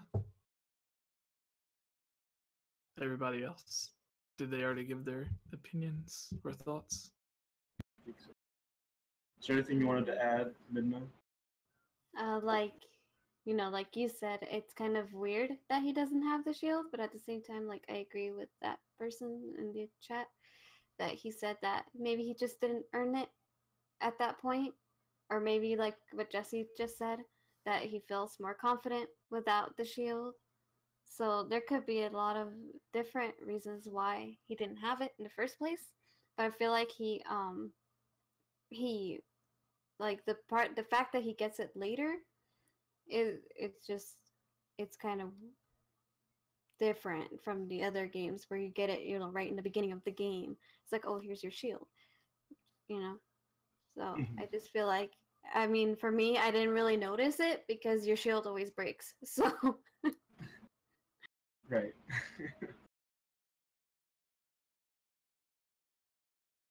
That leads into durability, I guess. What did you guys think of the durability in Breath of the Wild? Liked it. I thought it was a cool thing to add in Skyward to the next level. Otherwise, Nintendo said they were putting so many weapons and items in this game that a lot of people in games will just find their favorite weapon or their favorite shield and then just use it and ignore all of the other stuff. And they really wanted to give people a reason to experiment with a lot of different things. Like Skyward Sword did it really well to where each shield was designed for the specific area. like the wooden shield would burn up in the Elden province, so you would need the iron shield. The iron shield could get you electrocuted in the Lanayru province, so you needed I forgot what the shield was, the third shield, and then the Hylian shield was just like it had the pros of all of the shields, but none of the cons. So with Breath of the Wild, there's dozens and dozens of different swords, shields, boomerangs, and stuff like that. So I really liked it. It gave you a reason to go out and try to find, like, if you had your favorite sword, then it just adds to the adventure when that story or when that sword breaks or that favorite shield breaks. It makes you want to go out to try to find it again. Mhm. So I liked it. A lot of people didn't like it, but I feel it just adds more to the game. So You know, I hate the durability so much because you get used to playing the other games and you're like, oh cool, my shield could take everything except fire, which you get the metal shield or whatever. And then you have Breath of the Wild, and then you get one good big hit and it breaks your shield, and then you're like, why? And that's why I don't like it, because then you have to go everywhere to look for another shield and so on and so forth. Unless you have the which amiibo was it? I think it was the Link amiibo that you get the Hyrulean shield, and that's why I was like, you have to buy it. It doesn't make sense to me because you usually earn it, but that's just I don't like it for me. And that's what doesn't make me want to play Breath of the Wild, is that your shield breaks every 20 seconds. So The Oh, go ahead. okay. I'll let you go in a second. I just wanted to add in a side comment that I was really thinking that in Breath of the Wild that there would be one endurable weapon of each type, but it would be hard to get. But once you get it, like, you earned it. You deserve that luxury of getting that. And I was really hoping that the Master Sword would be the only uh, sword or melee weapon that never broke, and same with the Hylian shield. It never broke in Skyward Sword, so I figured it would do the exact same thing here in Breath of the Wild. It was an indestructible shield because it was made by Lanayru the Thunder Dragon. And then as for the bow, I guess the hero's bow could be the indestructible bow, but they would all be very hard things to get. Like, maybe the Master Sword, instead of needing 13 hearts to get the Master Sword, maybe you need like more than that, or you got to go through a bunch of quests and stuff to get the pieces of the Triforce or something. I don't know, but they could have maybe made just a lot of side quests that intertwine with each other to allow you to get these luxury indestructible items, and you wouldn't even be able to get them until maybe late game, so that they would really just be end game luxuries to have.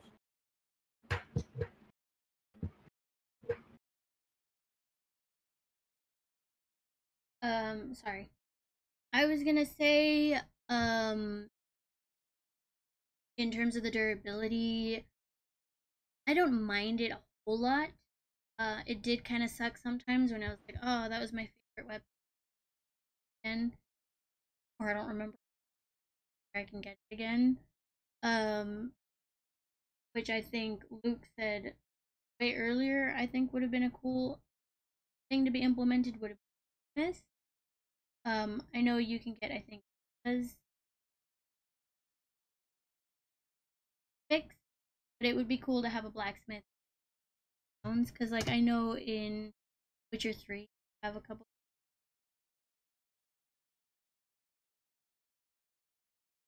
down, you can repair, or you can repair it yourself.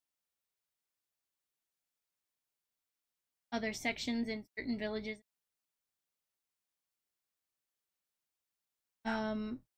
So I mean, like I'm saying, the whole derp, but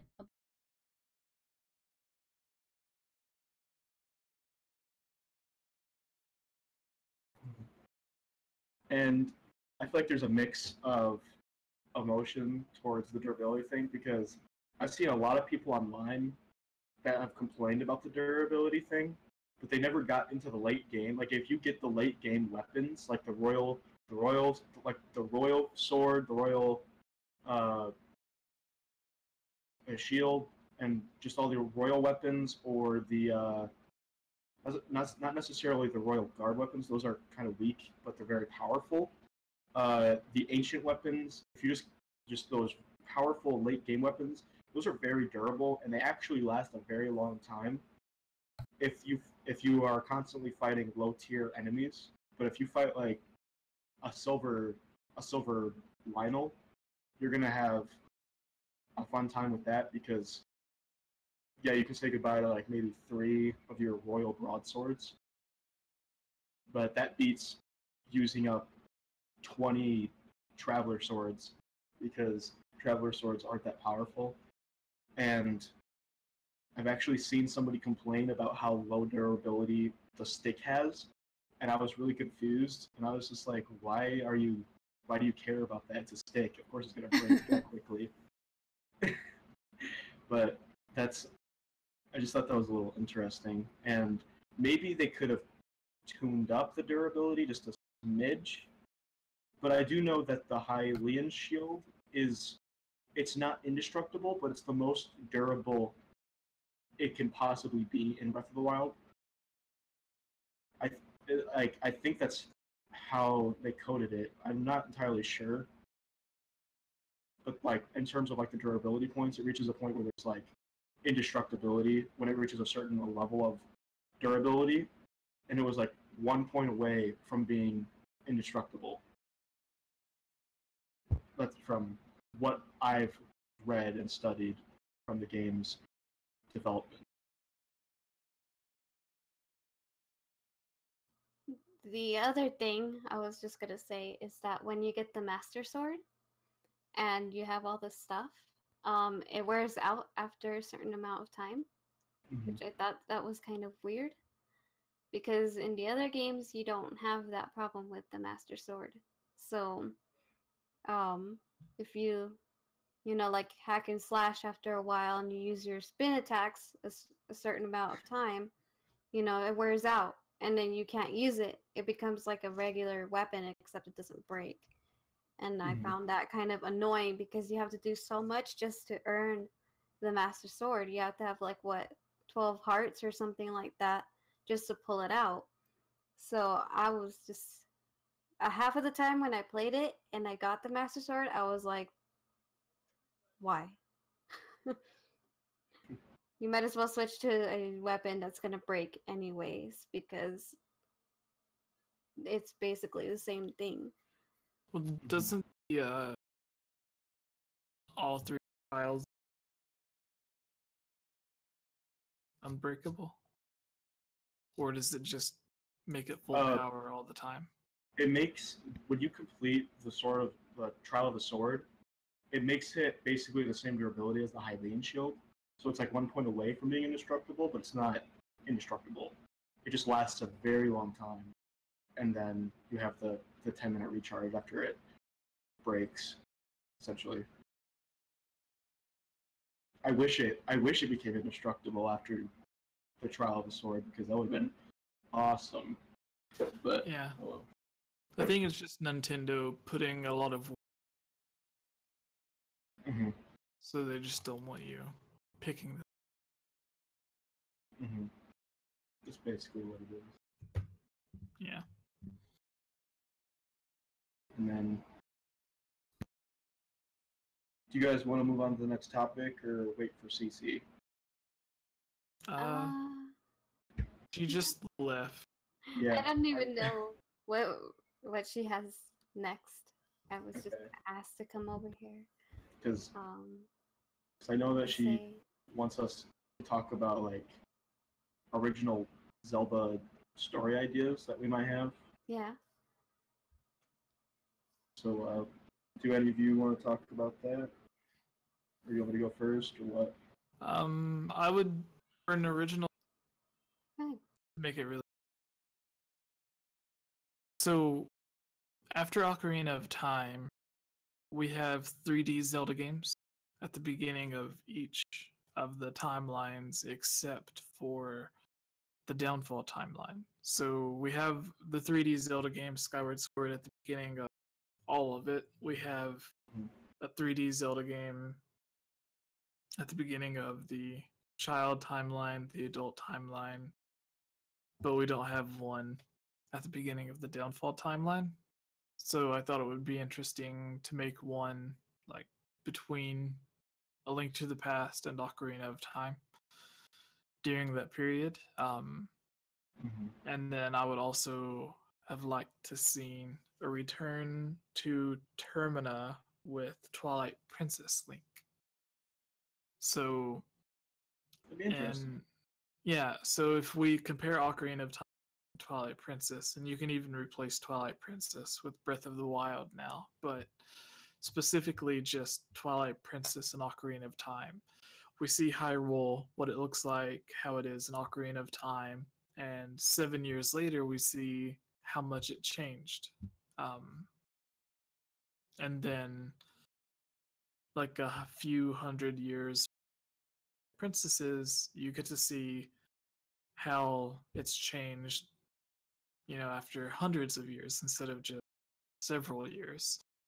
And there's a big difference. Like Hyrule, thanks to the GameCube, is much, much larger. Hyrule Castle's much larger. There's all of these different things going on.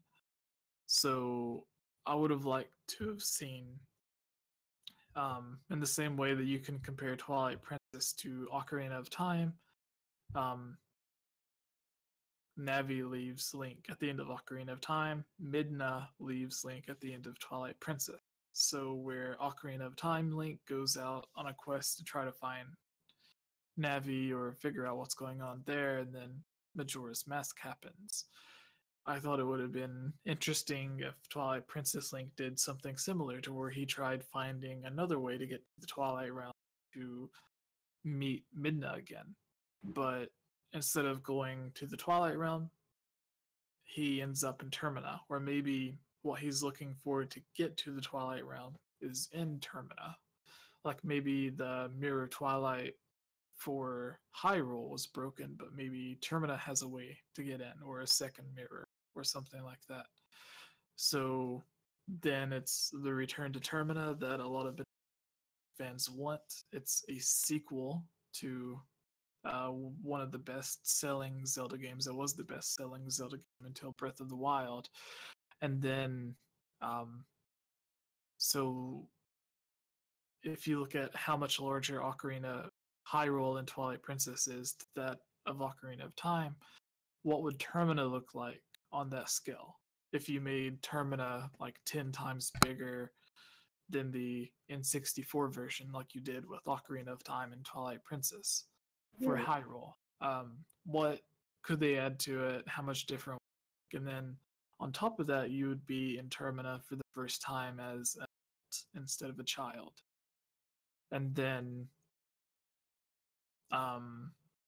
like in some of the games in Ocarina of Time, like you were told that you look like the hero from the past or whatever.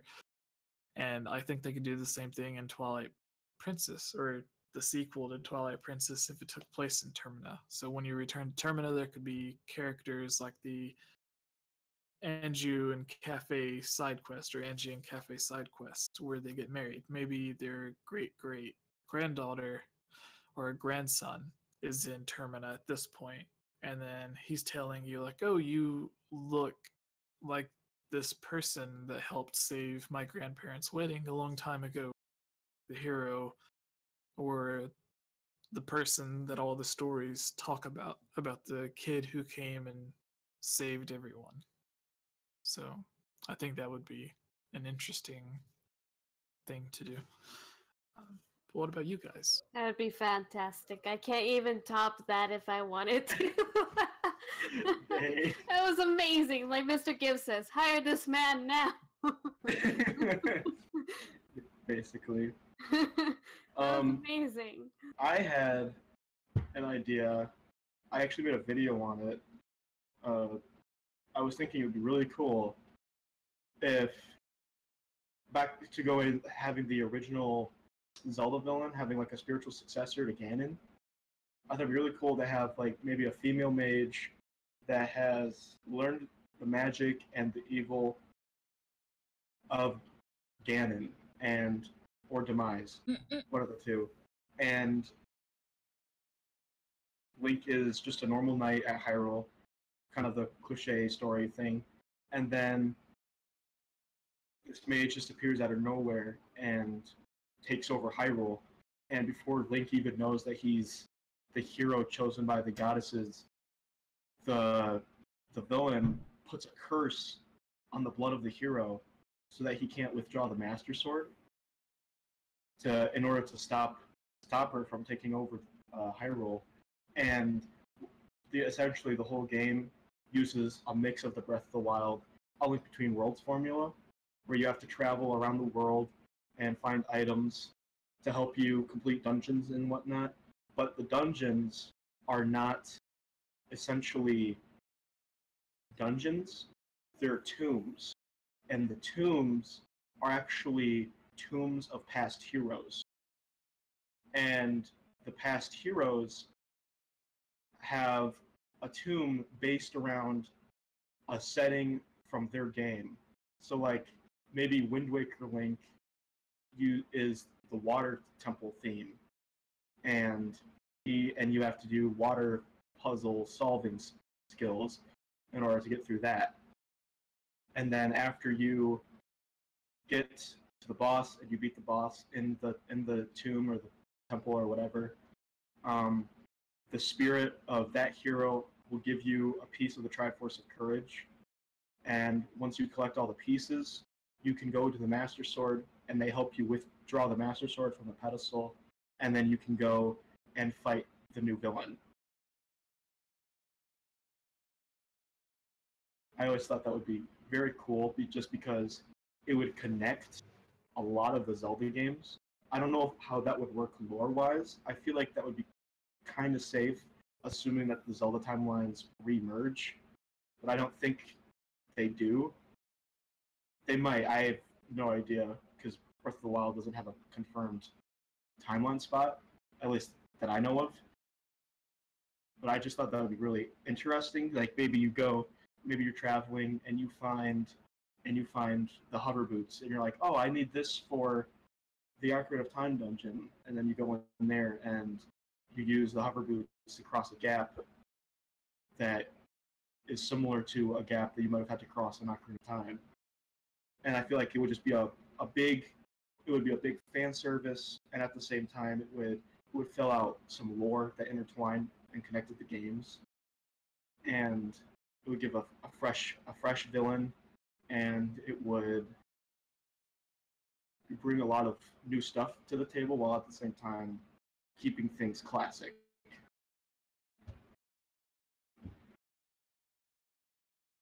I like it, but it would have to be somehow connecting all of. Some people personally don't, but like Daniel, my podcast host on the Hylian Gamescast, he is a strong believer of all the timelines connecting in Breath of the Wild, and if a game took place like even later after that, that would be interesting. But yeah, as it is right now, like having a game like the hero from Ocarina of Time, and then the hero in Twilight Princess, and then the hero in Wind Waker, hero in A Link to the Past, that would be kind of messy to write a story that actually made sense, unless Breath of the Wild did connect all of them. But I like the idea of each of them like giving you a piece of the Triforce of Courage or whatever. So Thank you. What about you, CC? I was just gonna ask her that.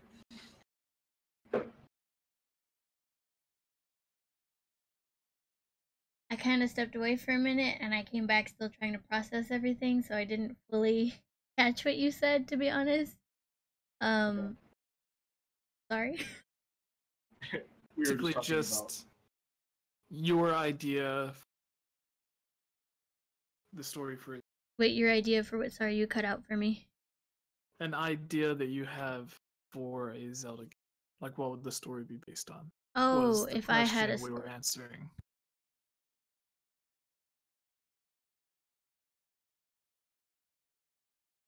Not very creative.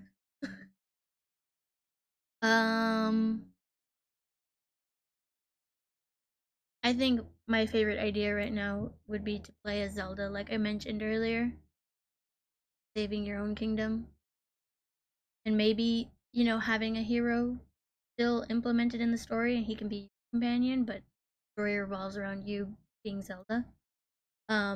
Because even in like Ocarina of Time, Zelda still has her own story. We don't know how her training went within those 7 years that she Sheik, basically. That would be cool to see like what she does on her own end of the story. How Link is doing his end of the story. Yeah, I really like that as well. That's what a lot of people as Zelda. She hide out.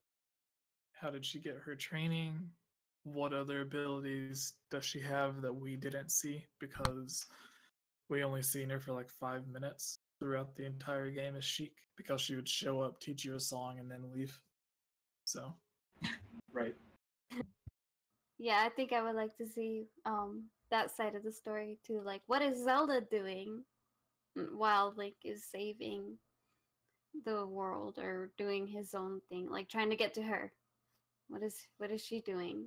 Like I know the whole Sheik thing in Ocarina of Time, you know, but like what caused her, like not what caused her to do it, but like what was going through her mind and what she had to endure while waiting for Link to get there, because I'm pretty sure she had to fight some soldiers or some bad guys on the way there, and also she had to convince the people to let them into the tribe and all this other stuff. But like we don't know for sure because we didn't really see it. We just are assuming that's what happened while Link was on his way to her. And then Slig mentions, what if Link and Zelda were in a co-op game where you both work together to solve puzzles, defeat Ganon, maybe also have a companion character like Fi or Navi. I think we kind of touched on this earlier in the stream. yeah. And Spirit Tracks has Yeah. Zelda as your Yeah, I think to possess knights. Yeah, I think to briefly answer that, I think I would really enjoy a co-op between Link and Zelda, and like you said, could lead to some interesting character development. I definitely agree with that. I would play a game like that, like for sure, hands down. I would totally be happy with that. Me too. And like, not to bring up Splatoon, but I just got this game, so like I didn't know what it was like until I started playing. But they have this 2-player mode, and I feel like this would be really cool for Zelda. Like, one player has the, you know, like the monitor, not for the Switch obviously now, but like maybe in the next console they make. One person looks at the console, the other person's looking at the TV, and while you're looking at the console, you're playing as Zelda, doing your own little thing, and somebody's on the TV playing as Link, and they go through the adventure until they meet up to each other and they get a little cutscene or whatever. And that's when you could play 2-player or something like that. So I thought, I was just thinking about that. That would be so cool because like one person, like you don't know the story until you meet each other. I think that would be kind of cool. I'll be right there. I love you too. Okay. My mom. I think one thing that actually reminded me, one thing I really enjoyed was I used to play Final Fantasy Explorers on my 3DS, And of course, that was through online multiplayer. Like, I had my boyfriend as a friend on my DS, and we were able to play it together. And instead of like a split screen, he played as his character on his DS, and I played as my character on my DS. But if I got close enough to his character, like you could see both our characters in the screen. I think that would be cool with the Switch also on a Zelda game. So like, let's say I have my Switch, Jesse has his Switch, we have each other as a friend, and like, hey, you want to play as Link, I'll play as Zelda, and we go on an adventure together, but not a split screen. Like, I see my, I'm looking at my character, I can control what my camera is looking at, he can his camera's looking at, but I could run up to his character, I could run away from his character, I could, something like that would be for that. And didn't I swear it was either the Lego games or some other series that I can't think the name of that does that idea where there's two players and they share the same screen, but when you separate, it becomes split screen, and then you're able to like freely move around. Oh, that's cool too. Yeah, I think that's the Lego games. I think it's the Lego games or something else, but I'm pretty sure it's Lego. That would be pretty interesting. That's cool. I like that idea too. But to be honest, hey, Prodigy, thank you for the bits. I think that wraps up topics for tonight. Okay. Again, thank you guys for tuning in. I'm Cece. This is Hyrule Hangout. Hylian Luke. He streams on YouTube. SecretlyMidna, she streams on Twitch. And GameOverJesse, he is on Twitch, YouTube, and basically any social as. Thank you. Thanks for joining me, guys. Thanks for watching. See you guys in the next one, and hopefully I get my mic things. Alright, bye! See ya. Had a fun time. Bye.